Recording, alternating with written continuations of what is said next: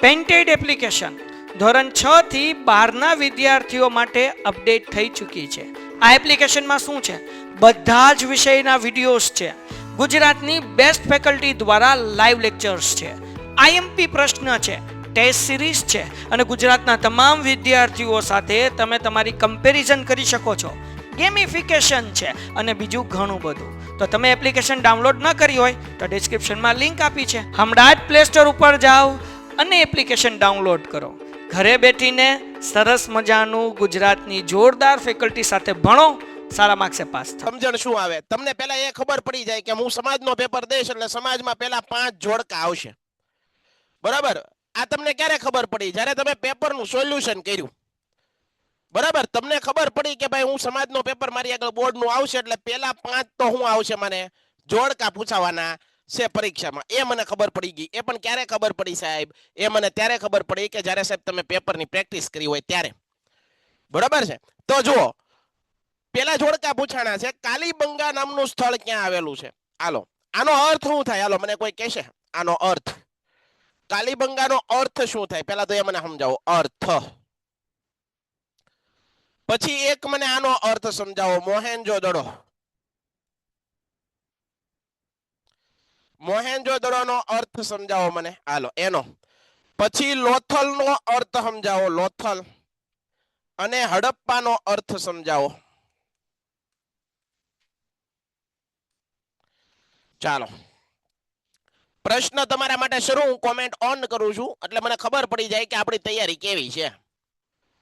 પહેલું છે, કાલીબંગાનો અર્થ શું થાય? કોઈ કહેશે મને? કાલીબંગાનો અર્થ શું થાય? છે કોઈ વિરલો જવાબ આપે એવું કહે કોઈ? ભાઈ મારો અવાજ સંભળાય છે?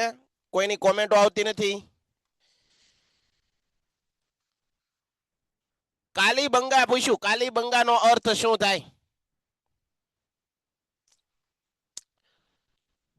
માટીની બંગડી એવો અર્થ થાય. માટીની બંગડી એવો અર્થ થાય. બરાબર? હડપ્પાનો અર્થ શું થાય? શિવનું ભોજન.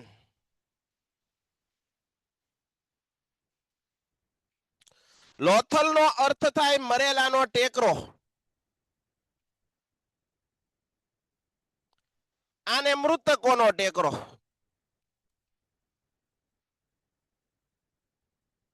ઓકે, તો કાલીબંગા છે ભાઈ, એ કાલીબંગા નામનું સ્થળ છે, એ ક્યાં આવેલું છે? બરોબર ધ્યાન આપજો.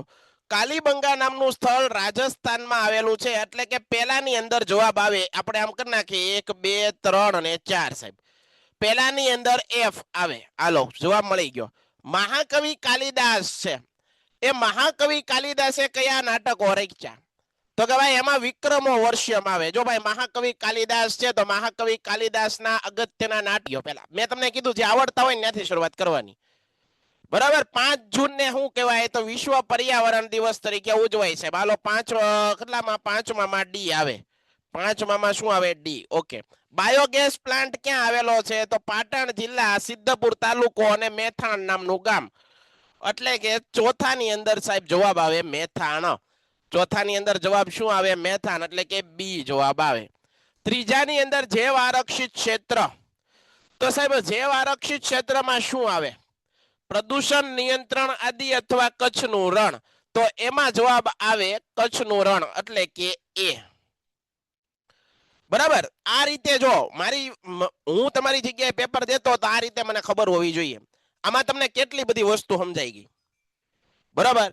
તો માત્ર ને માત્ર 1 માર્કના પ્રશ્નો છે, એને ગોખતા નહીં. એની આજુબાજુનું બધું યાદ રાખી લેવાનું છે.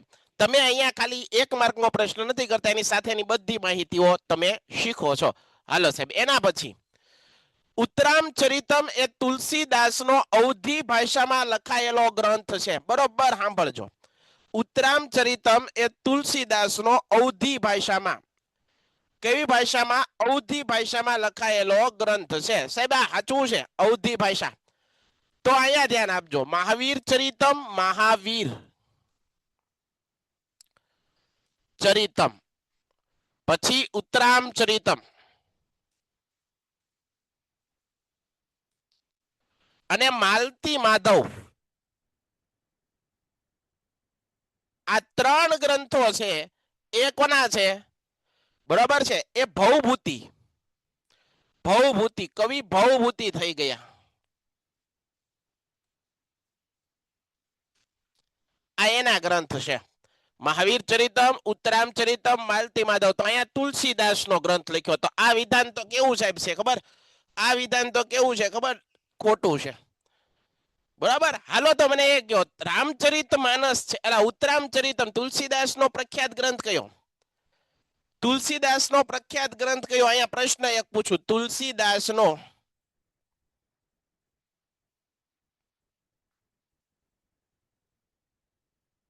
પ્રખ્યાત ગ્રંથ કયો?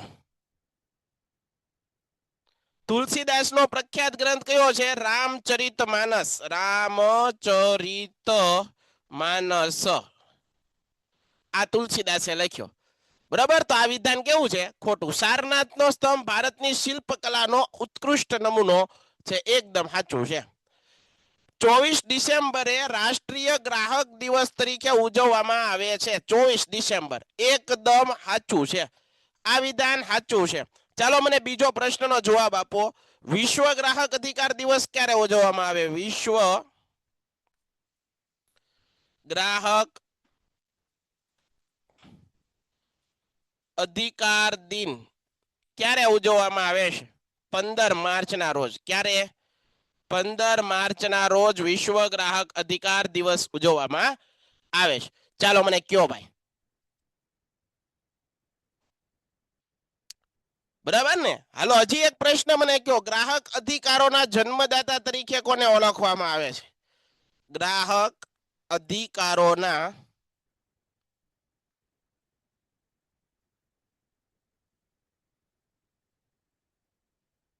ગ્રાહક અધિકારોના જન્મદાતા તરીકે કોને ઓળખવામાં આવે? રાલ્ફ નડાર. કોને ઓળખવામાં આવે? Ralph Nadal. જો બધા લોકો જવાબ સાચા આપે છે, આવી રીતે જવાબ હોવા જોઈએ. બરાબર. હાલો એના પછી સાહેબ, ગુજરાત સરકારે મહિલાઓ માટે સરકારી નોકરીમાં શું કીધું? ગુજરાત સરકારે મહિલાઓ માટે સરકારી નોકરી કીધું છે. અહીંયા સરકારી નોકરીમાં કેટલા ટકા અનામત? 33% અનામતની જોગવાઈ છે. તો આ વિધાન કેવું છે? સાચું. સરકારી નોકરીમાં. પરંતુ સ્થાનિક સ્વરાજ્યની સંસ્થામાં, સ્થાનિક સ્વરાજ્યની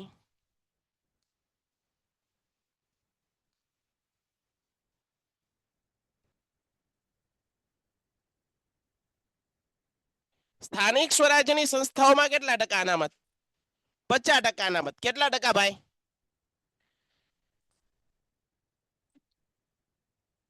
સ્થાનિક સ્વરાજ્યની સંસ્થામાં કેટલા ટકા અનામત? 50% મહિલાઓ માટે અનામત. સાહેબ આ 50%માં કોણ આવે? કેમાં આવે? તો કે ભાઈ ગ્રામ પંચાયત, તાલુકા પંચાયત, જિલ્લા પંચાયત, નગરપાલિકા, મહાનગરપાલિકા, આ બધું સ્થાનિક સ્વરાજ્યની સંસ્થા કહેવાય. અને એની અંદર મહિલાઓને કેટલા ટકા અનામત આપવામાં આવે છે? કેટલા ટકા અનામત આપવામાં આવે છે? 50%. પણ ગવર્મેન્ટની નોકરી લેવી હોય, સરકારી નોકરી મેળવવી હોય, તો એમાં કેટલા ટકા અનામત છે? 33%. ડન છે? હાલો એ વસ્તુ ક્લિયર. એના પછી આગળ આવીએ. કેન્દ્રમાં રાજ્યસભામાં કોઈ પણ બેઠક અનામત રાખવામાં આવતી નથી.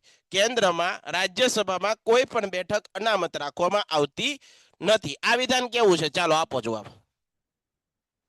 આ વિધાન કેવું છે? કેન્દ્રમાં રાજ્યસભામાં કોઈ પણ બેઠક અનામત રાખવામાં આવતી નથી.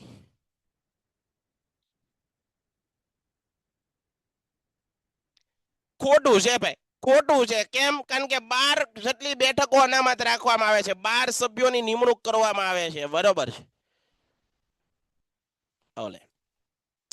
એના પછી વિદ્યાર્થી મિત્રો આગળ વધીએ.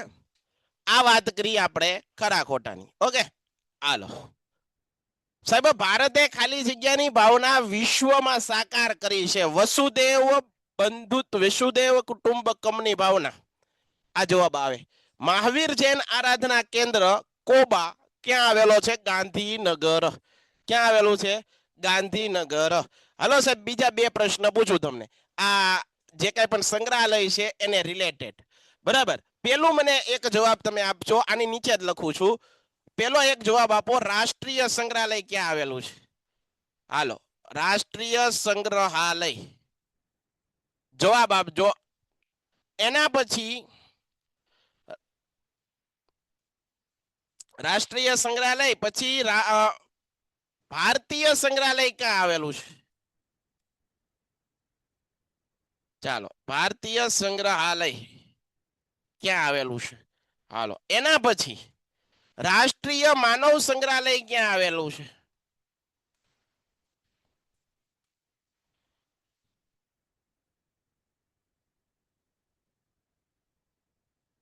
રાષ્ટ્રીય માનવ સંગ્રહાલય ક્યાં આવેલું છે? હાલો આપો જવાબ.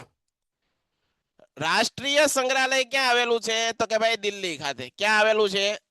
દિલ્હી ખાતે. ભારતીય સંગ્રહાલય ક્યાં આવેલું છે? કોલકાતા ખાતે. સાંભળજો. અને રાષ્ટ્રીય માનવ સંગ્રહાલય ક્યાં આવેલું છે? મધ્યપ્રદેશના ભોપાલ. તમારે આવા પ્રશ્નો પણ આરવાર પાકા કરી લેવાના. એવું જરૂરી નથી કે આ પ્રશ્ન પૂછો તો આનો આ બેઠે બેઠો પૂછાય જાય. કંઈક ચેન્જીસ કરવા હોય તો કંઈક બીજો પ્રશ્ન પૂછાય. ટૂંકમાં સંગ્રહાલયમાંથી પ્રશ્ન પૂછાય, બહુહેતુક યોજનામાંથી પ્રશ્ન પૂછાય, એમ યાદ રાખવાનું. ભાખડા નાગલ યોજના કઈ નદી ઉપર આવેલી છે? તો કે ભાઈ સતલજ, યમુના કે ગંગા? તો ભાખડા નાગલ યોજના સતલજ નદી ઉપર આવેલી યોજના છે. કઈ નદી ઉપર આવેલી છે ભાઈ? સતલજ નદી ઉપર ભાખડા નાગલ યોજના આવેલી છે. બીજી વસ્તુ, નાગાર્જુન સાગર યોજના કઈ નદી ઉપર આવેલી છે ભાઈ? કૃષ્ણા નદી ઉપર આ નાગાર્જુન સાગર યોજના છે એ આવેલી છે. કૃષ્ણા નદી ઉપર નાગાર્જુન સાગર યોજના આવેલી છે. ઓકે, હાલો. દિબ્રુગઢ થી કન્યાકુમારીને જે જોડતો રેલ માર્ગ છે એ ભારતનો સૌથી લાંબો રેલ માર્ગ છે. સાંભળજો, ક્યાંથી? દિબ્રુગઢ થી કન્યાકુમારી. આ દિબ્રુગઢ થી કન્યાકુમારીને જોડતો જે રેલ માર્ગ છે એ સૌથી લાંબો માર્ગ છે. અને એને કયા નામે ઓળખવામાં આવે? આવો તમને પ્રશ્ન બેઠે બેઠો પૂછ્યો છે. આ ઘણી વખત પરીક્ષામાં પૂછાઈ ગયેલો છે. વિવેક એક્સપ્રેસ કહેવાય, આશ્રમ એક્સપ્રેસ કહેવાય કે શતાબ્દી એક્સપ્રેસ? જવાબ વિદ્યાર્થી મિત્રો ખાસ યાદ રાખજો, વિવેક એક્સપ્રેસ. આ તમને એક માર્કમાં કેવી રીતે પૂછાય ખબર? એવું પણ પૂછી શકાય કે ભારતનો સૌથી લાંબો રેલ માર્ગ કયો? એક માર્કમાં પ્રશ્ન પૂછાય. આ તો ખાલી જગ્યામાં પૂછ્યો, બાકી તમને આવી રીતે પૂછાય. જો આપણે અગાઉનું એક પેપર સોલ્યુશન કર્યું એમાં આવો જવાબ પૂછ્યો હતો. ભારતનો સૌથી લાંબો રેલ માર્ગ, ભારતનો સૌથી લાંબો રેલ માર્ગ કયો? તો તમારે કહેવાનું કે ભાઈ ભારતનો સૌથી લાંબો રેલ માર્ગ છે એ વિવેક એક્સપ્રેસ, જે દિબ્રુગઢ થી કન્યાકુમારી, બરાબર, દિબ્રુગઢ થી કન્યાકુમારીને જોડતો આ રેલ માર્ગ છે. ઓકે સાહેબ, આગળ. આપેલા ચિત્રને ઓળખી બતાવો એ આપણે જોવાનું છે. રાષ્ટ્રીય સ્મારક કે છે, વિવિધતામાં એકતા ધરાવતો દેશ છે કે વન્યજીવોને પર્યાવરણને રક્ષણ કરાવે? વિદ્યાર્થી મિત્રો ખાસ યાદ રાખજો, ભારત એ વિવિધતામાં એકતા ધરાવતો દેશ છે. ભારત કેવો દેશ છે? વિવિધતામાં એકતા. આપણા દેશની અંદર અલગ અલગ સંપ્રદાયો, અલગ અલગ ધર્મ, જ્ઞાતિ, રીતિ રિવાજો, વાર તહેવારો, રહેણી કહેણી, બધી વિવિધતા જોવા મળે. સમજાઈ ગયું? તો વિવિધતામાં એકતા ધરાવતો આપણો દેશ. ભારત સ્વતંત્રતા બાદ સિંચાઈ ક્ષેત્ર વધીને કેટલા ગણું થયું? આ પ્રશ્ન વિદ્યાર્થી મિત્રો ખાસ યાદ રાખજો. ભારતમાં સ્વતંત્રતા બાદ, ઓકે, તો આ વસ્તુ છે વિભાગે, આ વિભાગ એ કર્યો. હાલો સાહેબ આગળ વધીએ. હવે કોમેન્ટ બંધ કરું છું. બરાબર, હવે એના પછી આગળ જવાબ જોઈએ. વિભાગ બી ની અંદર સાહેબ વારે વારે કહેતો જાઉં છું, વિભાગ બી ની અંદર 13 પ્રશ્નો સાહેબ અમને પરીક્ષામાં પૂછાવાના છે. 13 પ્રશ્નો, એમાંથી અમારે 9 પ્રશ્નો ફરજિયાત લખવાના. જે આવડતા હોય ઈ કાઉન્સમાં લખવાનું, આવડતા હોય ઈ. સાહેબ 4 થી 5 મુદ્દા બહુ થઈ ગયા. જોરદાર મુદ્દા લખવાના, 4 થી 5 મુદ્દા સારામાં સારા લખી નાખવાના છે. બરાબર, એટલે આપણું પૂરું. હાલો આગળ વધીએ ભાઈ. પહેલો જ પ્રશ્ન તમારી સ્ક્રીન ઉપર આવે. આપણે નદીઓને લોકમાતાનું બિરુદ આપ્યું છે, શા માટે? અથવા તો પ્રાકૃતિક વારસાના એક અંગ તરીકે જિગ્નેશભાઈનો હાથ આપણો લેક્ચર શરૂ છે ત્યારનો ઊંચો છે, પણ એ ભાઈ તો કે ભાઈ નદીઓએ પ્રાકૃતિક માર્ગ પૂરો પાડ્યો છે, તો નદીઓ વિશે લખવાનું છે. સાહેબ નદીઓ વિશે લખતા ન આવડે? ભારતે પ્રાચીન આપણા જે શાસ્ત્રોમાં નદીઓના કેટલા ગુણગાન કરવામાં આવ્યો છે. આપણે નદીઓની પરિક્રમા કરીએ છીએ, નદીઓની પૂજા કરીએ છીએ. શા માટે? કારણ કે નદી આપણી જીવાદોરી છે, એના ઉપર આપણું જીવન ટકેલું છે. સિંચાઈનો ઉપયોગ, સિંચાઈ માટે પાણીનો ઉપયોગ નદીઓમાંથી મેળવીએ, પીવા માટેના પાણીનો ઉપયોગ, ઘર વપરાશના પાણીનો ઉપયોગ, અને નદીઓ એ પ્રાકૃતિક માર્ગ પહેલેથી પૂરો પાડ્યો છે. બરાબર, આવું બધું તમારે લખવાનું છે. જો ગંગા, યમુના, સિંધુ, સરસ્વતી, નર્મદા, ગોદાવરી, કૃષ્ણા અને કાવેરી જેવી નદીઓએ ભારતના લોકજીવન ઉપર પ્રગાઢ અસર ઉપજાવી. પીવાનું પાણી હોય કે વપરાશનું પાણી હોય, સિંચાઈ, વીજળી, ખેતી, જળમાર્ગ જેવી મહત્વની જે જરૂરિયાતો છે એ પણ આપણે નદીના પાણીમાંથી પૂરું કરીએ. તો આવી રીતે એના ઉપયોગ લખવાના છે. 100% પૂછાય ને એવો પ્રશ્ન છે ભાઈ. જ્યારે અમે 10મામાં તૈયારી કરતા વિદ્યાર્થી મિત્રો, અમે 10મામાં તૈયારી કરતા ત્યારે પણ આ પ્રશ્ન પૂછાતો. અમને કેવો પ્રશ્ન પૂછાતો એ તમને કહી દઉં. ભારતીય સંસ્કૃતિ સિંધુ અને રાવી નદીના કિનારે પાંગરી તથા વિકસી છે, સમજાવો. આવો પૂછતા. જો ભારતીય સંસ્કૃતિ મને હજી યાદ છે, કારણ કે મારા સાહેબે લખાવીને અમને તોડાવી નાખ્યા હતા. ભારતીય સંસ્કૃતિ સિંધુ અને રાવી નદીના કાંઠે, સિંધુ અને રાવી નદીના કાંઠે પાંગરી તથા વિકસી છે. એમાંય તમારે જવાબ તો નદીઓ વિશે જ લખવાનું છે. ટપ્પો પડ્યો? પ્રશ્ન આ પૂછાય, આવો પ્રશ્ન અમને પૂછાતો. મને હજી યાદ છે, ધોરણ 10માં તૈયારી કરતા હતા, બરાબર, ત્યારની હજી વાત યાદ છે. હે ને? તો વ્યવસ્થિત મહેનત કરવી હોય તમને યાદ રહે, ચિંતા હું કરવા કરો છો? તો આ પ્રશ્ન બરોબર પાકો કરી નાખવાનો છે. આવડવો જ જોઈએ, આવડવો જ જોઈએ અને આવડવો જ જોઈએ. સાથે સાથે પહેલા ચેપ્ટરનો પ્રશ્ન છે, એનો મતલબ એમ કે 25મો પ્રશ્ન તમારી બ્લુપ્રિન્ટમાં એવું કહે છે કે 2 માર્ક અથવા 3 માર્કમાં પહેલા ચેપ્ટરમાંથી પ્રશ્ન પૂછાય. આ પહેલા ચેપ્ટરનો પ્રશ્ન છે સાહેબ. એની આરવાર 2 પ્રશ્ન બીજા કહી દઉં. 2 પ્રશ્ન બીજા કહી દઉં. એક તો વારસો એટલે, પ્રાકૃતિક વારસો એટલે શું? પ્રાકૃતિક વારસો એટલે શું? તેમાં કઈ કઈ બાબતનો સમાવેશ થાય? તેમાં કઈ કઈ બાબતોનો સમાવેશ થાય છે.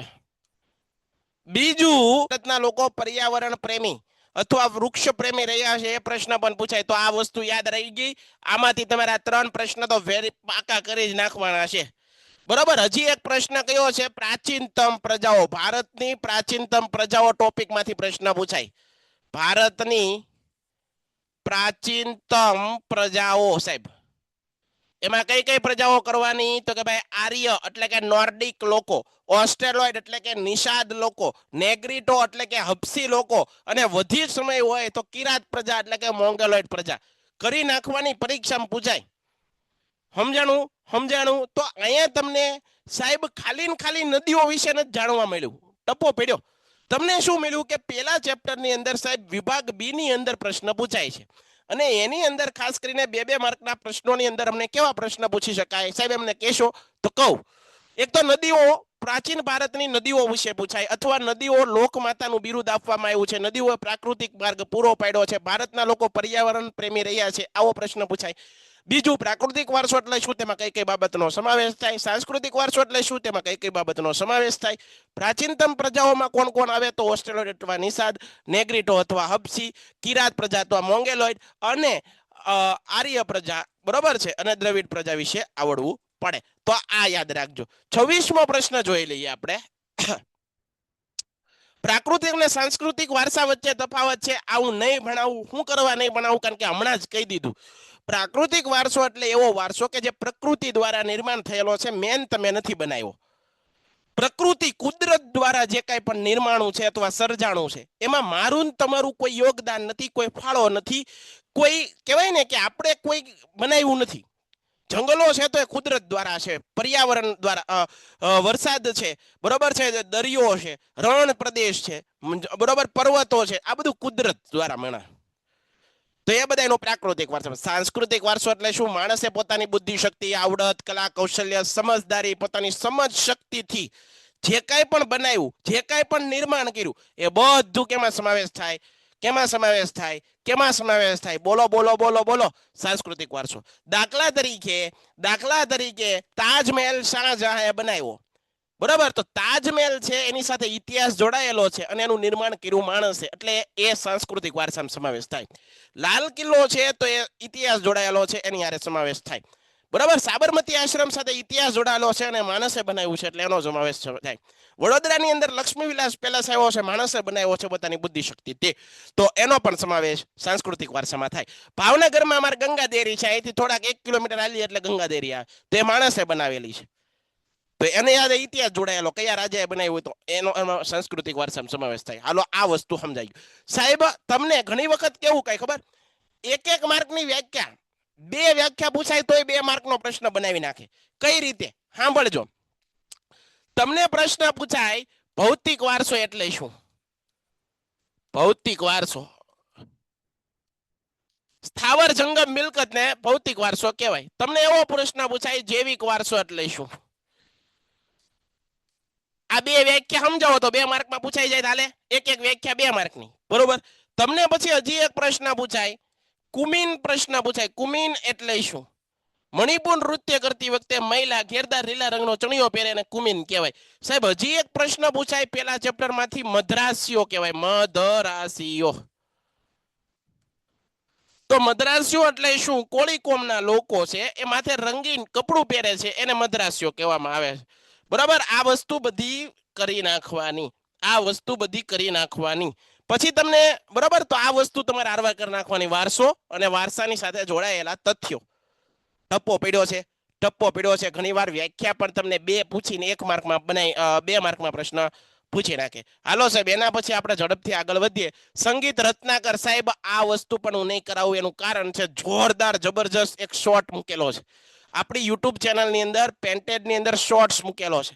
સંગીતના રાગ કેટલા, સંગીતના ગ્રંથ કેટલા, સંગીતના વેદ કયો, સંગીત શાસ્ત્રનો વેદ કયો, બરોબર, રાગ કેટલા છે, બરોબર, બધી વસ્તુ. સંગીત મકરંદની અંદર શું આવે, સંગીત રત્નાકર ગ્રંથની અંદર શું આવે, સંગીત પારિજાત ગ્રંથની અંદર શું આવે, આ બધી વસ્તુ લખાવી દીધેલી છે. તો આ પણ તમારા માટે 100% પૂછાય એવો ટોપિક છે, અને કરીને જાજો. મોસ્ટ આઈએમપી પ્રશ્ન બની શકે છે, બરાબર? હાલો, હવે મારે તમને 2-3 પ્રશ્ન પૂછું. હાલો, તમે તૈયારી કરી છે, હમણાં જ તે દ્વિતીય પરીક્ષાની એક્ઝામ દીધી, હું 2-4 પ્રશ્ન પૂછી લઉં તમને. સંગીતના રાગ કેટલા? ચાલો ભાઈ, જવાબ આપજો. સંગીતના રાગ કેટલા? ચાલો ભાઈ, જમાવટ કરો. ત્યારે હવે હું કોમેન્ટ ઓન કરું ને પછી જો બાકાજી કી બોલે છે, ખબર પડે ને મને. પહેલો પ્રશ્ન જવાબ આપો. સંગીતના રાગ કેટલા? સંગીતના રાગ કેટલા? પહેલો પ્રશ્ન. ઘણા 5 કે ઘણા 6. જો હું કહી દઉં, શ્રી, દીપક, મેઘ, હિંડોળ, ભેરવી અને માલકોસ. કેટલા થયા? તો જે લોકો 6 જવાબ આવે, 1 2 3 4 5 ને 6, 6 વાળા સાચા. જે લોકો 6 જવાબ આપ્યો એ સાચા. સંગીતના સ્વર કેટલા? કેટલા? 7. સારે ગમ પધની. ઓકે. સંગીતનો વેદ કયો? સંગીતનો વેદ કયો? સામવેદ. જો ફટાફટ જવાબ આવે ને, આને કહેવાય પાવર. આને કહેવાય પાવર. આખો વરસ ભીના હોય ને, આને ભીના કહેવાય. સંગીત મકરંદના રચયિતા, એકેનો જવાબ ખોટો નથી, પંડિત નારદ. સંગીત રત્નાકરના રચયિતા, પંડિત સારંગદેવ.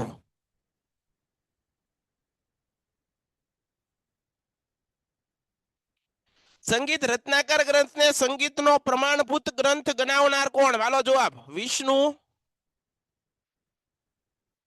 નારાયણ, ભાતખંડ. એના પછી સંગીત પારિજાત ગ્રંથના રચયિતા પંડિત અહોબલ. હજી એક પ્રશ્ન હાલો, એક એક માર્કના પ્રશ્ન કીધું ને તો હરવાર ઈ કહી દઉં તમને. નાટ્ય શાસ્ત્રનો રચયિતા કોણ? નાટ્ય શાસ્ત્રના રચયિતા આપો જવાબ. ભવાઈના પિતા. આપણને હવે તો ખબર પડવા માંડે આવું બધું આવે છે કે નથી આવતું. તો પછી બરાબર ને. તો આવું બધું હારવાર કરતું જવાનું, એવું નહીં રાખવાનું 2 માર્કનો પ્રશ્ન કરું 2 માર્કનું, બીજું બધું કામનું હોય એ હારવાર યાદ રાખવાનું. આમાં એકમાં કેટલી વસ્તુ જાણવા મળી તમને, હે? અને આ પાછું બધું 10મામાં જ છે, આ કઈ 12નું નથી, હે ને? તો પછી હાલો, કથકલી નૃત્ય વિશે સાહેબ. નૃત્ય 2 પ્રકારના હોય, એક શાસ્ત્રીય નૃત્ય હોય, એક લોક નૃત્ય હોય. એની અંદર આપણે શાસ્ત્રીય નૃત્યમાં તમારે એક કયું કરી નાખવાનું છે? ભરતનાટ્યમ. કથકલી કરી નાખવાનું છે. શાસ્ત્રીય નૃત્યની અંદર ભરતનાટ્યમ, કથકલી અને એક શબ્દ પાકો કરવાનો છે, કુમીન. એક શબ્દ પાકો કરવાનો. જો શાસ્ત્ર નૃત્ય કેટલા પ્રકારના હોય અહીંયા ધ્યાન આપજો. નૃત્ય 2 પ્રકારના હોય, એક હોય લોક નૃત્ય, હોય લોક નૃત્ય, અને એક હોય શાસ્ત્રીય નૃત્ય. શાસ્ત્રીય નૃત્ય સાહેબ, લોક નૃત્યની અંદર અમને એક વસ્તુ સમજાવો, એમાં 2 વસ્તુ તમારે કરવાની છે. એક છે ગરબો કરી નાખવાનો છે, એક ભવાઈ કરી નાખવાની છે. ભવાઈ આ પાકું કરી નાખવાનું છે, ભવાઈ કરી નાખવાની. એક નાટ્ય કલા કરી નાખજો, નાટ્ય કલા. બરાબર. આ લોક નૃત્યમાં. શાસ્ત્રીય નૃત્યની અંદર સાહેબ અમે કયા કરીએ? તો શાસ્ત્રીય નૃત્યની અંદર સાહેબ ભરતનાટ્યમ, ભરતનાટ્યમ, એના પછી કથકલી, કથકલી પછી કથક આવે એક, પછી એક આવે મણિપુરી આવે, પાણીપુરી નો લગતા, મણિપુરી. ઓડિશી નૃત્ય છે. પણ તમારે ખાસ કયા કરવાના છે? તમારે કયા કરવાના? ભરતનાટ્યમ કરવાનું, કથકલી કરવાનું. જો હું સ્ટાર આપી દઉં, તમારે કેટલી વસ્તુ કરવાની? એક વસ્તુ આ કરી નાખવાનો છે, એક આ ભવાઈ કરી નાખવાની છે, બરાબર. એક ભરતનાટ્યમ કરી નાખવાનું, કથકલી કરી નાખવાનું. આની અંદર એક શબ્દ આવે છે કુમીન. આ ખાસ કરીને કરી નાખજો, કુમીન શબ્દ. એ કુમીન પાકો કરી નાખવાનો, કારણ કે એ ઘણી વખત એ ઘણી વખત વિદ્યાર્થી મિત્રો પરીક્ષાની અંદર પૂછાતું આવ્યું છે. ઓકે, તો આ વસ્તુ તમને ક્લિયર થઈ ગઈ. હાલો સાહેબ, હવે આગળ ફટાફટ અકાલો તો મેળ આવે. નકર આપણું પેપર બહુ લાંબુ તમે શીખવાડો છો, આ બધું ન હાલે, આવું બધું હાલે નહીં. હાલો ફટાફટ. કુતુબ મિનાર કરી નાખવાનો છે. કુતુબ મિનાર છે, અજંતા ઇલોરા એલિફન્ટા, ચેપ્ટર નંબર 6. સાંભળજો, ચેપ્ટર નંબર 6 માં કયા કયા પ્રશ્ન કરવાના? ચેપ્ટર નંબર 6 ની અંદર આઈએમપી પ્રશ્નો કયા? આઈએમપી પ્રશ્નો ચેપ્ટર નંબર 6 ની અંદર કયા સાહેબ? પહેલું છે અજંતા, અજંતાની ગુફાઓ.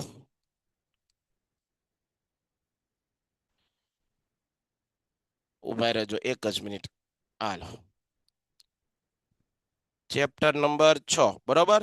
હવે આ ચેપ્ટર નંબર 6 ની અંદર કેટલી વસ્તુ કરવાની અહીંયા ધ્યાન રાખજો બધા. પહેલી વસ્તુ છે અજંતાની ગુફા, અજંતાની ગુફા. એના પછી છે ઇલોરાની ગુફા, અને આ ઇલોરાની ગુફામાં એક મંદિર છે, એનું નામ છે કૈલાશ મંદિર.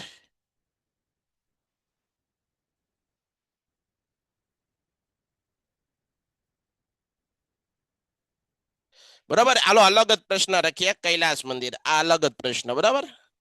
એ આમાં આવે ઇલોરાની મંદિર ગુફામાં. પછી તમને એક પ્રશ્ન પૂછાય છે કુતુબ મિનાર.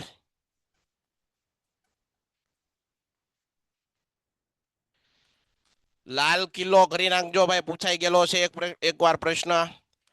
તાજમહેલ કરી નાખજો, તાજમહાલ.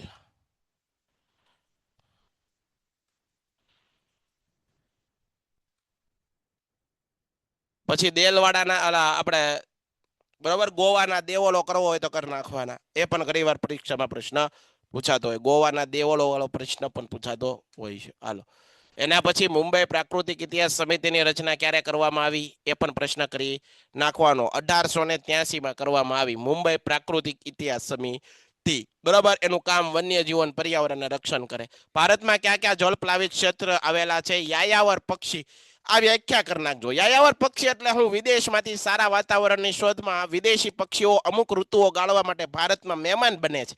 જેવી વિદેશમાં કાતિલ ઠંડી પૂરી થઈ જાય, બરફ વર્ષા પૂરી થઈ જાય એટલે એ પક્ષીઓ પાછા એના વતનમાં વયા જાય છે. આ પક્ષીઓને મહેમાન પક્ષીઓ કહેવાય, પ્રવાસી પક્ષી કહેવાય, યાયાવર પક્ષીઓ કહેવામાં આવે છે. કાંઈ એમાં કાંઈ અઘરું છે નહીં, વાંચશો એટલે આવડશે. લોખંડના મુખ્ય પ્રાપ્તિ સ્થાનો જણાવો. લોખંડ આપણને ક્યાંથી મળે છે એવી વાત છે તો આ તો પાકું કરવાનું છે. ઓડિશામાંથી, ઝારખંડમાંથી, છત્તીસગઢ, આંધ્રપ્રદેશમાંથી મળે. આ ઉપરાંત ગોવા, રાજસ્થાન, મહારાષ્ટ્ર, મધ્યપ્રદેશ, કેરળ, ઉત્તર પ્રદેશ, અસમ વગેરે રાજ્યોમાંથી લોખંડ મળે છે. ઓકે. કુદરતી વાયુઓ. કુદરતી વાયુ અને ગોબર ગેસ વચ્ચે તફાવત શું? તો ભાઈ કુદરતી વાયુ છે ને એ ખનિજ તેલ સાથે જોડાયેલો. જમીનની અંદર ખનિજો મળે ને, ખનિજની સાથે સાથે કુદરતી વાયુ પણ આપણને મળતો હોય છે. એ કઈ બનાવવાનો હોતો નથી, બરાબર. તો બાયોગેસના ઉત્પાદનમાં નકામા કૃષિ પદાર્થો, શેરડીના કૂચા, અન્ય વનસ્પતિ છાણ અને માનવ મળમૂત્રનો સમાવેશ થાય. આ પદાર્થોના સળવાથી મિથેન વાયુ છૂટો પડે. આ વાયુ દહનશીલ હોય અને એનો ઉપયોગ આપણે વિષાણુ વગરનું કિંમતી ખાતર પ્રાપ્ત થાય છે. આમ ઉર્જા અને ખાતર બંને આમાંથી મળે છે આપણને. ભારતમાં જહાજ બાંધવાના મુખ્ય કેન્દ્રો ક્યાં આવેલા? વિશાખાપટ્ટનમ, કોલકાતા, રાંચી, મુંબઈ, માર્મ, ગોવા. બધું પાકું કરવાનું. પાકું કરવાનું હોય એમાં કોઈ પણ બીજું વસ્તુ આવે નહીં, એને વાંચવું જ પડે. સમજાય ન સમજાય, પાકું કરવાનું. પાકું ક્યારે થાય? વારે વારે એને રિપીટ કરે રાખો, વારે વારે એને રિપીટ કરે રાખો. મેં તમને કેટલી વાર કહી દીધું કે આ પ્રશ્ન આવે છે તોય હું વારે વારે રિપીટ કરું કે નહીં? શું કરવા? તમને યાદ રહે, સમજાય છે? તમે વારે વારે તમારા મગજમાં આવશે તમને ખબર પડશે કે પરીક્ષામાં સાહેબ આખું વરસ રાયડું પાડતા હતા, બરાબર. તો એ વસ્તુ તમારે કરવાની. પર્યાવરણ અતિક્રમણ, આ મેં કેટલી વખત વિદ્યાર્થીઓને મેં કહી દીધેલું, કેટલી વખત એનું મને યાદ નથી. જ્યારે જ્યારે મને કોઈ પ્રશ્ન એવો આવે ત્યારે હું કહું જમીનનું સંરક્ષણ, ભૂમિ સંરક્ષણ એક પૂછાય છે, પર્યાવરણ અતિક્રમણ પૂછાય છે, રાષ્ટ્રીય ઉદ્યાન અભયારણ્ય પૂછાય છે, બરાબર. તો પછી વિદ્યાર્થીઓએ યાદ રાખવું એની ફરજમાં આવે. જો આ 100%માં બીજા કયા છે? તો કે ભાઈ ભૂમિ સંરક્ષણ. આ પોઈન્ટ પાકો કરી નાખવાનો. હજી એક પોઈન્ટ આવે છે જમીન નિર્માણ. હજી એક પોઈન્ટ આવે છે જમીનના પ્રકાર.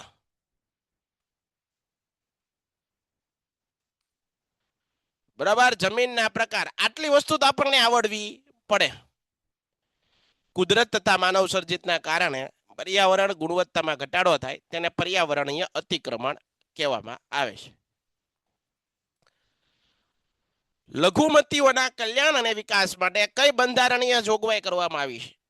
આવો એક તમને સિમ્પલ પ્રશ્ન પૂછ્યો છે, 2 માર્કમાં તમારે એનો જવાબ આપો. ભારતના બંધારણની અંદર એ ભાઈ આપણું બંધારણ છે એ બધાને ઇક્વલ દરજ્જો આપ્યો છે. કોઈ નાનો નહીં, કોઈ મોટો નહીં, બધા હરખા. ટપા પડે છે તમને? તો બંધારણમાં લઘુમતીઓ, નબળા વર્ગના લોકો, પછાત રહી ગયા, જે બીજા સમાજ કરતા થોડા પાછા રહી ગયા છે, એના રક્ષણ માટે, એના વિકાસ માટે કેટલીક બંધારણની અંદર કલમો ઉમેરવામાં આવી છે. એટલે એના માટે કાયદા કે ભાઈ એની સાથે કોઈ પણ પ્રકારનું શોષણ ન થાય, એની સાથે કોઈ પણ પ્રકારનો ભેદભાવ ન થાય, એની સાથે કોઈ પણ પ્રકારનો દુર્વ્યવહાર ન થાય, બરાબર. એને બધા માન આપે, રિસ્પેક્ટ આપે, એને આગળ વધારવા માટે પ્રયત્ન બંધારણ કર્યો છે, બરાબર. ભારતનું બંધારણ ભારતના તમામ નાગરિકોને સામાજિક, આર્થિક અને રાજનૈતિક ન્યાય પ્રદાન કરે છે. ધાર્મિક સ્વતંત્રતાનો અધિકાર, કોઈ પણ ધર્મના પાલન કરવાની સ્વતંત્રતા આપે છે. લઘુમતી, નબળા વર્ગો, પછાત વર્ગોને બંધારણીય હક આપવા પાછળ મુખ્ય ઉદ્દેશ એ હોતો હોય છે કે તે રાષ્ટ્રમાં સમાન તક મળે, એને તક મળે, એની સાથે ભેદભાવ ન થાય, એને કોઈ એવી નીચી હલકી નજરે જોવામાં ન આવે. એ પણ આપણે જેમ માણસ છે, બરાબર છે. એનો પણ પેન્ટેડ એપ્લિકેશન ધોરણ 6 થી 12ના વિદ્યાર્થીઓ માટે અપડેટ થઈ ચૂકી છે. આ એપ્લિકેશનમાં શું છે? બધા જ વિષયના વિડીયોઝ છે. ગુજરાતની બેસ્ટ ફેકલ્ટી દ્વારા લાઈવ લેક્ચર્સ છે, આઈએમપી પ્રશ્ન છે, ટેસ્ટ સિરીઝ છે અને ગુજરાતના તમામ વિદ્યાર્થીઓ સાથે તમે તમારી કમ્પેરિઝન કરી શકો છો. ગેમિફિકેશન છે અને બીજું ઘણું બધું. તો તમે એપ્લિકેશન ડાઉનલોડ ન કરી હોય તો ડિસ્ક્રિપ્શનમાં લિંક આપી છે, હમણાં જ પ્લે સ્ટોર ઉપર જાઓ અને એપ્લિકેશન ડાઉનલોડ કરો. ઘરે બેઠીને સરસ મજાનું ગુજરાતની જોરદાર ફેકલ્ટી સાથે ભણો, સારા માર્ક્સે પાસ થાય, વિકાસ થાય, એના પણ દીકરા દીકરીઓ સારી એવી નોકરી, સારી એવી જોબ ઉપર આવે, બરોબર. એનું પણ જીવન સ્તર વધે, સુધરે, એ માટેના પ્રયત્નો આપણા બંધારણની અંદર કરવામાં આવેલા છે. આપણો કાયદો વ્યવસ્થા, આપણું બંધારણ એવું જોરદાર છે કે એની કોઈ વાત કરવામાં. પરંતુ કહેવાય ને કે બંધારણને ચલાવનાર જે કઈ સિસ્ટમ છે એમાં કઈક ખામી છે અને એના કારણે આપણે ઘણી વખત એવું બોલતા હોઈએ છીએ કે આપણા કાયદામાં કાંઈ નથી. કાયદો તો સારો જ છે, પણ કાયદાને અમલ કરાવનાર લોકો છે એની અંદર કંઈક ને કંઈક ખોટ રહેલી હોય એવું આપણને જાણવા મળતું હોય છે. ઓકે, તો આ વસ્તુ આપણે થઈ ગઈ. આતંકવાદની આર્થિક અસરો જોઈ લેવાની, એ પ્રશ્નમાં પ્રશ્ન પૂછાય. વિભાગ સી ની વાત આવીએ ભાઈ. વિભાગ સી ની અંદર આપણે કઈ રીતે લખશું? ગુજરાતની સ્થાપત્ય કલાનો પરિચય આપો, સ્થાપત્ય વિશે માહિતી આપો. ગોપુરમ ભાઈ, ગોપુરમ અને સ્તૂપ આ બે છે ને 100% પૂછાય એવા પ્રશ્નો. ક્વેશ્ચન છે, મોસ્ટ આઈએમપી પ્રશ્ન છે દીકરાઓ. કરીને જાજો, ભૂલતા નહીં. કરીને જાજો, ભૂલતા નહીં. 100% પૂછાય એવો. આને સ્ટાન્ડર્ડ ક્વેશ્ચન કહેવાય. આને કેવા પ્રશ્ન કહેવાય ખબર છે? સ્ટાન્ડર્ડ. આ પૂછાય એવા જ હોય. આમાં કઈ મૂંઝાવણ ન હોય, આ પાકા કરી નાખવાના. સાહેબ એમ કે પૂછાય એવા. ગોપુરમ શું છે? મંદિરનો પ્રવેશ દ્વાર છે. ખાસ કરીને દક્ષિણ ભારતમાં જોવા મળે, અહીંયા જોવા મળતા નથી. પીડીએફ મોકલજો ને. પીડીએફ મોકલી દીધી છે, બરોબર. વારે વારે પીડીએફ મોકલવી એ બરોબર નથી. હું ડાયરેક્ટ લેક્ચરમાં મેં આપણે આની પહેલાનું પેપર હતું ત્યારે મેં બધી પીડીએફ મોકલી દીધી. તમને નકશાની પણ મોકલેલી, બરાબર. તો ગ્રુપમાં થોડુંક આમ જુઓ એટલે દેખાય, બરોબર. ગોપુરમ એટલે મંદિરનું પ્રવેશ દ્વાર. દક્ષિણ ભારતના આ પાંડ્ય શાસકોએ ગોપુરમનું નિર્માણ કરેલું. ગોપુરમ એટલે કાંઈ નથી. જે આપણે કોઈકના લગ્નમાં, કોઈકના મેરેજમાં જઈએ તો બહાર કેમ બધું આમ જોરદાર ડેકોરેશન હોય, એવી જ રીતે દક્ષિણ ભારતમાં તમે મંદિરમાં જાઓ તો મંદિરની અંદર એન્ટર કરતા પહેલા ઊંચા ઊંચા ઊંચા ઊંચા મોટા મોટા પિલર્સ જોવા મળે, ઊંચા ઊંચા પ્રવેશ દ્વાર જોવા મળે. એના માટે શબ્દ વાપરો છે ગોપુરમ. આ ગોપુરમ બનાવવાની શરૂઆત પાંડ્ય શાસકોએ દક્ષિણ ભારતમાં કરેલી, પાંડ્ય અને ચોલ શાસકોએ. આ મંદિરમાં દરવાજાઓ ગોપુરમના નામે ઓળખાય. કાચી મદુરાઈના મંદિરમાં ગોપુરમ છે. દૂરથી જોઈને આજે પણ તમે ત્યાં જાઓ તો તમને ખબર પડે કે ઓહો, જોરદાર, આશ્ચર્યચકિત બની જાઓ એવું છે બધું. તાંજોરમાં બૃહદેશ્વરનું મંદિર છે, 13 માળનું ગોપુરમ છે. ચોલ મંદિર કલા સ્થાપત્યના ક્ષેત્રે આગવી પ્રતિમા ભવ્યતા ધરાવે. મદુરાઈમાં ભારતનું ભવ્ય મીનાક્ષી મંદિર આવેલું, બરાબર. અને આ મંદિરના મુખ્ય 4 ગોપુરમ છે. સ્થાપત્યની દ્રષ્ટિએ વિશિષ્ટ ધરાવતું આ શ્રેષ્ઠ મંદિર છે. ખજુરાહો મધ્યયુગના સમયમાં બુંદેલખંડના ચંદેલ રાજપૂતોની રાજધાનીનું નગર હતું. ચંદેલ રાજાઓએ ખજુરાહોના સુંદર મંદિરોનું નિર્માણ કરાવ્યું હતું. સુંદર મંદિરોના નિર્માણ કરાવ્યું હતું. તો આ વસ્તુ ખબર હોવી જોઈએ. ગુજરાતની ગુફાઓ સાહેબ હું તમને કહું છું, અજંતા, ઇલોરા અને એલિફન્ટા કરશો, પણ ગુજરાતની ગુફા પણ હારવાર કરી લેવી. જો ફરી વાર કહું છું, અહીંયા બીજો પ્રશ્ન લખું છું, અજંતા ફરીવાર સાહેબ. આ તમે એકનું એક કરવા લખો એટલા માટે તમને ખબર પડે, તમને લાઈટ થાય. અજંતા, ઇલોરા અને એલિફન્ટા આ પ્રશ્ન અલગ છે અને આ ઉપરનો પ્રશ્ન એ અલગ છે. અને આ પાછું 100% પૂછાય એવું છે. આ પાછું કેવું છે? 100% પૂછાય એવું. તો આવું 100% વાળું હોય એને વાલા વાલા વિદ્યાર્થીઓ તમે નહીં કરો તો તમે દુઃખી થાઓ. શું થાઓ તમે? દુઃખી. અને તમે દુઃખી થાઓ તો અમે દુઃખી થાવું પછી, હે ને? તો પછી તો એવા દુઃખી થવાય નહીં. આપણને પહેલેથી ખબર હોય તો આ બધું પહેલા કરી ન નખાય ભાઈ. આ તમને કહી દઉં કે આ 3 સવાલ તમારે હારવાર કરવાના. તૈયારી હારવાર કરતી જવાની. અમુક પ્રશ્નોની તૈયારી હારે કરવાની. જો અજંતા, ઇલોરા, એલિફન્ટા કરી નાખ્યું, બરાબર. એની સાથે જ ગુજરાતની ગુફા કરી નાખવાની. ભલે ચેપ્ટર અલગ છે, આ ચેપ્ટર બીજા ચેપ્ટરમાં છે, આ ચેપ્ટરમાં નથી, 6ઠા ચેપ્ટરમાં નથી. આ ભારતમાં જૈન મંદિરો અથવા દેરાસરો આ વાંચી નાખવાનો છે તમારે. વિદ્યાપીઠો 3 વિદ્યાપીઠ કરી નાખવાની છે. તક્ષશિલા, નાલંદા અને વિક્રમશિલા. આ 3 વિદ્યાપીઠો છે એ મારે તમને છે ને પાકી કરાવવાની થાય છે. અને તમને ન આવડે તો એક વિડીયો આપણે યુટ્યુબ લેક્ચર ઉપર છે ને, યુટ્યુબ ની અંદર પેન્ટેડમાં જશો એટલે આખો લેક્ચર દેખાય તમને. અજંતા, ઇલોરા, એલિફન્ટા, કુતુબ મિનાર ને આવું બધું આવશે. આ વેલ્ભી વિદ્યાપીઠ અલગ ભણાવેલી છે, નાલંદા વિદ્યાપીઠ અલગ ભણાવી છે અને તક્ષશિલા વિદ્યાપીઠે અલગ ભણાવી છે. એટલે અત્યારે હું એમાં પડીશ નહીં. તમારે શાંતિથી એક લેક્ચર જોઈ લેવાનો મસ્ત રીતે. તમને પ્રશ્ન ખબર પડવા જોઈએ કે આ પ્રશ્ન 100% પૂછાય એવું સાહેબ કે છે અને આવું લગભગ 1000 વખત સાહેબે કીધું અને હું નથી કરતો તો એના માટે જવાબદાર પોતે હું છું, કોઈ નથી. મારા મમ્મી પપ્પા નહીં, મારી સ્કૂલ નહીં, મારું કોચિંગ ક્લાસ નહીં, કે અમે જે એપ્લિકેશનમાં કે યુટ્યુબમાં વિડીયો જોઈએ એ સાહેબો નહીં. મને ખબર જ હતી પણ મેં ન કર્યું કારણ કે મને શંકા હતી, મને ડાઉટ્સ હતો, મને ભ્રમ હતો કે આવું પૂછાશે, બરાબર, એટલે મેં ન કર્યું પણ પરીક્ષામાં પૂછાણું, બરાબર. તો આ તમારે ધ્યાન રાખવાનું. પછી પછતાવું એની કરતા અત્યારે થોડીક મહેનત કરી લેવી એ બહુ સારું હોય, બહુ સારું. પણ એ સમજણ છે એ આવવી એ બહુ જરૂરી છે, હે ને? કારણ કે એવું કહેવાય ને કે ભાઈ જ્યારે સમજણ હોય ત્યારે સમય વિયો જાય અને સમય હોય ત્યારે સમજણ નથી આવતી. ડાયો માણસ એને કહેવાય કે જેને સમયની સાથે સમજણ આવી જાય, બરાબર છે. તો આ બધી સાચી વાત તમારે ધ્યાન રાખવી પડે. અત્યારે તો તમને કદાચ આ એજની અંદર મારી વાતો મજાક લાગતી હોય પણ મજાક કરવા જેવું છે નહીં. આ નાલંદા ફરીવાર કરી નાખજો, તક્ષશિલા કરી નાખજો. જમીનના પ્રકારમાં કાપની જમીન, કાળી જમીન, લેટરાઇટ જમીન, રણ પ્રકારની જમીન. જો ભાઈ જમીનના પ્રકારોમાં કેટલી જમીન કરવાની છે અહીંયા લખી દઉં છું. આ પણ પરીક્ષામાં 100% પૂછાય એવો પ્રશ્ન, 100% આવી શકે એવો પ્રશ્ન છે. ટકાઉ વિકાસ કરી નાખવાનો થાય છે તમારે, બરાબર. ટકાઉ વિકાસ શું, વર્ષિત વિકાસ, એકનો એક જ પ્રશ્ન. ભાવ વૃદ્ધિ, મૂડીરોકાણ અસરો, ભાવ વૃદ્ધિને નિયંત્રણના લેવાના ઉપાયો, સાહેબ આ પ્રશ્ન 100% પૂછાય. અત્યારે હું આ બધા એક એક પ્રશ્ન નથી સમજાવતો, એનું કારણ એ છે કે તમને ખાલી મારે એક પ્રશ્ન અને આઈએમપી જવાબો દેવાના છે, જેથી કરીને તમને હવે ઓવરવ્યુ આવી જાય. કારણ કે તમે હમણાં જ દ્વિતીય પરીક્ષા દીધી, તમને બધી ખબર જ છે, હે ને? ગ્રાહક સુરક્ષા અધિનિયમ અંતર્ગત ગ્રાહકોના અધિકાર, સાહેબ આ પરીક્ષામાં પ્રશ્ન પૂછાઈ ગયેલો છે.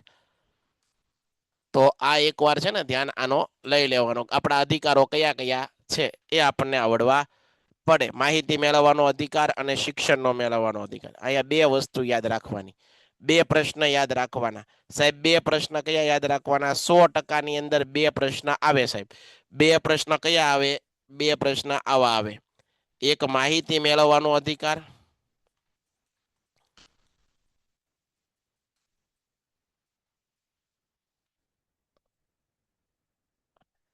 રાઈટ ટુ એજ્યુકેશન, બરોબર, 2005 નો કાયદો છે. અને એક છે શિક્ષણ મેળવવાનો અધિકાર.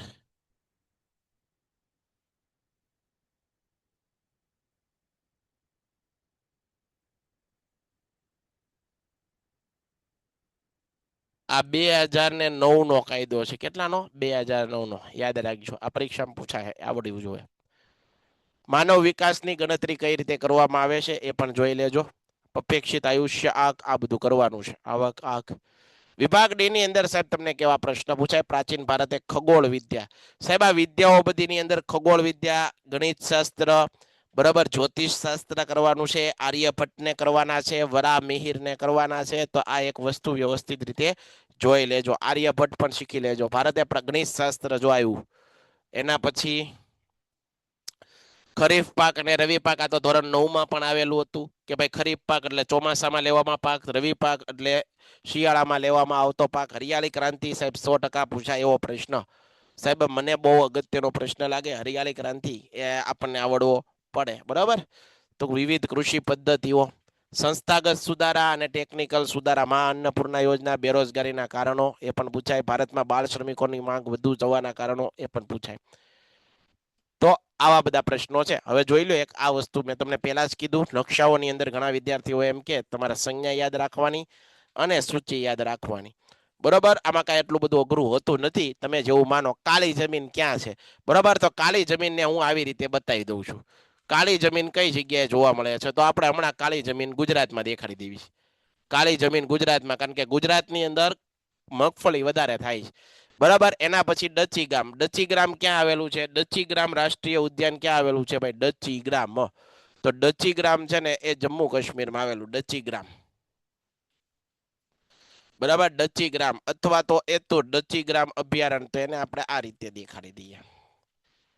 ડચી ગ્રામ મગફળી ઉત્પાદન કરતો એક પ્રદેશ અથવા શણનો ઉત્પન્ન, હાલો, શણને ઉત્પન્ન કરતો એક પદાર્થ, આવો ગોળ દે શણ, એને પશ્ચિમ બંગાળમાં દેખાડી દઈશું. અને રેશમ કાપડનો ઉદ્યોગ, તો એના માટે આપણે એક શબ્દ બીજી કઈ, હા હેશટેગ નથી આવી ને, અહીંયા ધ્યાન આપજો. કાળી જમીન છે તો મારે ક્યાં દેખાડવી ખબર? આ ગુજરાતમાં જે આપણે જુનાગઢ ને એની કોર છે ને એ વધારે જોવા મળે. અહીંયા કાળી જમીન દેખાડું એટલે અહીંયા આવી રીતે હાલો. ડચીગ્રામ જમ્મુ કાશ્મીરમાં, જમ્મુ કાશ્મીરની અંદર ડચીગ્રામ આપી દીધું. શણ ઉદ્યોગ ક્યાં આવેલો? પશ્ચિમ બંગાળમાં. પછી રેશમ કાપડ માટે વારાણસી. રેશમ કાપડ એ સાહેબ આ વારાણસી ક્યાં આવેલું છે? તો રેશમ કાપડ અહીંયા વારાણસી ક્યાં આવેલું છે? ઉત્તર પ્રદેશની અંદર આવેલું છે. ક્યાં આવેલું છે? ઉત્તર પ્રદેશ. ડન છે. તો આ રીતનો તમારો આખો પેપર સોલ્વ થયો. હવે હું આની તમને પીડીએફ મોકલી દઉં છું, બરાબર? અને પછી એને તમે જોઈ લેજો. પ્રશ્ન સહિતની પીડીએફ મોકલું છું જેથી તમને કોઈ વાંધો આવે નહીં, જેથી તમને ખબર પડે કે આવા પ્રશ્ન આપણી એક્ઝામમાં પૂછાવા લાયક છે. બરાબર? 3 પેપરનું સોલ્યુશન આપણે ઝડપથી કર્યું. તમારે હવે આ બધું ધ્યાન જ રાખવાનું છે ભાઈ. કયા પ્રશ્નો કયા આઈએમપી આવે ને એ આપણે મુદ્દાની વાત છે ભાઈ, બીજી કોઈ મુદ્દાની વાત નથી. પ્રશ્ન આપણને પકડાઈ જવો જોઈએ કે આ ચેપ્ટરમાંથી મારે આ કરવાનું છે. કારણ કે જ્યારે પહેલી વાર ભણો ને ત્યારે બધું ભણવાનું હોય. સમજો તમે, પહેલી વાર ભણો ને દીકરા ત્યારે બધું ભણવાનું હોય, પણ જ્યારે પરીક્ષાના સમયે ભણો ને ત્યારે પરીક્ષા લક્ષી ભણવાનું હોય. સમજણ પડે? પહેલી વખત ભણીએ ને ત્યારે બધું ઓલ સિલેબસ એક પોઈન્ટ. હું જો અત્યારે તમને મેં પેપર સોલ્યુશન કરાયો, બધા સવાલ એક લીટી સમજાવ્યા તો કે ભાઈ સાહેબ નથી સમજાવ્યા. શું કરવા નથી સમજાવ્યા?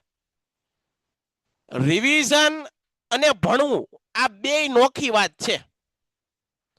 ભણવાની અંદર એક પોઈન્ટ, જ્યારે મેં તમને સિલેબસ આપણે પહેલી વાર ચેપ્ટર ભણ્યા આવીશું ને ત્યારે મેં એક લાઈન તમને હરકી સમજાવી છે, લખાવી પણ છે. હું તો અહીંયા ઓફલાઈનમાં બધા વિદ્યાર્થીઓને પોતાની બુક બનાવડાવું, લખાવડાવું બધાને, બરાબર? પણ એના પછી જ્યારે તમારો સિલેબસ પૂરો થઈ જાય પછી આવી રીતે એક પોઈન્ટ નથી જોવાનો, પછી તો સ્પીડમાં કામ અંકાલવું પડે. કારણ કે આટલા બધા ચેપ્ટર છે, કેમ ભેગું થાય? પરીક્ષા લક્ષી કરવાનું. પરીક્ષાની અંદર શું કરવાનું? પરીક્ષા લક્ષી. ચાલો હવે મને તમે કોઈને જે કંઈ પણ પ્રશ્ન હોય એની કોમેન્ટ કરી શકો છો. હું એકવાર કોમેન્ટ ઓન કરી દઉં અને પછી આપણે આ લેક્ચર પૂરો કરવા જઈ રહ્યા છીએ, બરાબર? અને હજી પણ તમને કહું છું, જે કોઈ પણ વિદ્યાર્થી મિત્રો આપણી સાથે જોડાયેલા છે, તમે એકવાર YouTube ની અંદર લાઈવ લેક્ચર ની અંદર જોઈ લેજો. ઘણા બધા વિડીયો મુકાઈ ગયા છે, જે પરીક્ષામાં પૂછાય એવા વિડીયો મુકાણા છે પાછા. તમને એમ હશે કે સાહેબ આમથે અમથા નથી, અમથે અમથા મૂક્યા. પેન્ટેડ એપ્લિકેશન ધોરણ 6 થી 12ના વિદ્યાર્થીઓ માટે અપડેટ થઈ ચૂકી છે. આ એપ્લિકેશનમાં શું છે? બધા જ વિષયના વિડીયોઝ છે. ગુજરાતની બેસ્ટ ફેકલ્ટી દ્વારા લાઈવ લેક્ચર્સ છે, આઈએમપી પ્રશ્ન છે, ટેસ્ટ સિરીઝ છે અને ગુજરાતના તમામ વિદ્યાર્થીઓ સાથે તમે તમારી કમ્પેરિઝન કરી શકો છો.